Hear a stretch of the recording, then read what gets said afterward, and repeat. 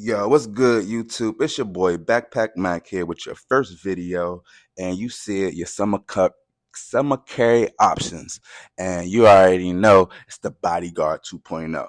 But right here, I'm showing you guys my Amazon special. This is my Amazon bag with the adjustable straps, nice, small, compact, sweet package, right? With this front zipper, you can hide money in there.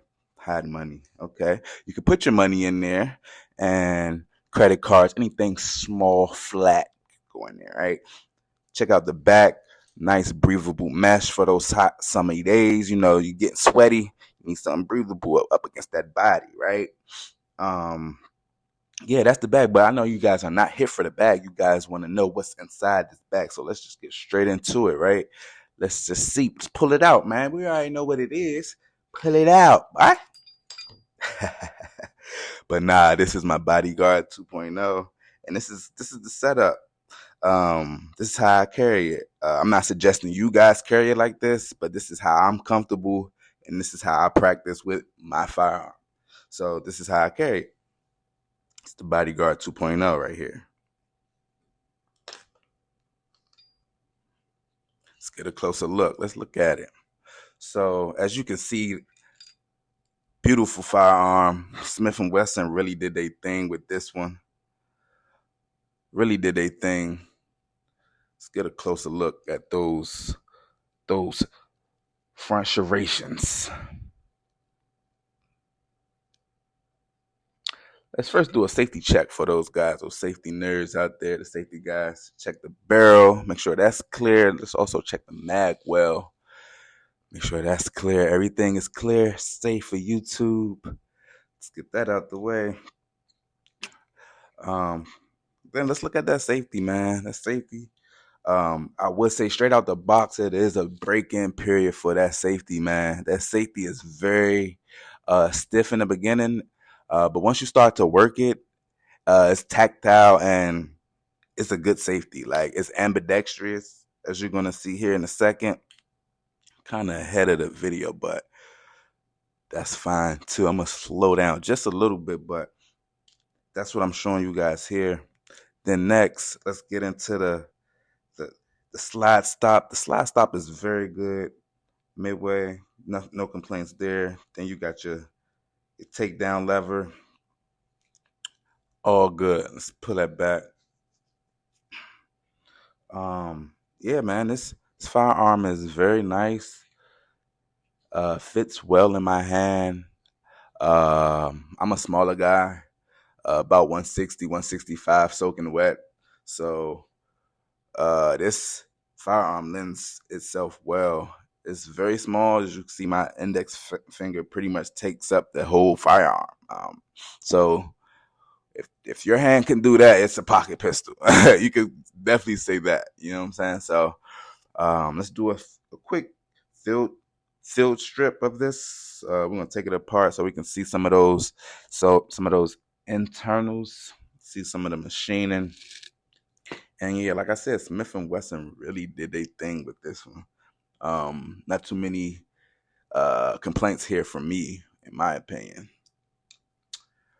Right? Let's get that barrel and get that spring up out of there. And let's get a closer look at the barrel. Nice machine rifling in there. Feed ram is a little dirty, but not too dirty. Spring, nice springy spring. It's not too stiff. For the if those people who have weaker hands or smaller hands, or even my female carriers, this is a firearm that you would be able to rack, in my opinion, with ease. So yeah, that was a question. Definitely not be an issue for you there. But yeah, nice internals, good there. I feel like maybe if you want to trick this thing out with a trigger in the future, I feel like companies might come out with some triggers or something, but I really don't even feel a need. The trigger on this thing is really nice. We want to look at that here in a moment. The frame has a nice undercut right there. You see, nice undercut to allow your middle finger to ride against that trigger guard, and get a good purchase on the firearm. But let's assemble it back. Make sure we assemble it correct orientation. Do a safety check, functional check. Once it's back together here, right? Pull it back, rack the slide, pull the trigger. It goes bang. It works. All right. So, like I said, looking at that trigger, man, that trigger is really nice. A nice trigger shoe on there. Um, you know, short take up and tactile reset. It's all there. I mean, it's not much I can really ask more from this trigger. I really don't change out my self defense triggers. I like to keep it OEM, all original internals, how it is from the factory. Mag release right there is really good. No issue there with mag sticking. Here's the 10 right here. Let's get a. I think I'm gonna give you guys a closer look of the 12 rounder. But like I said, this thing comes out with ease. It just glides out. So Smith & Wesson did a good job there.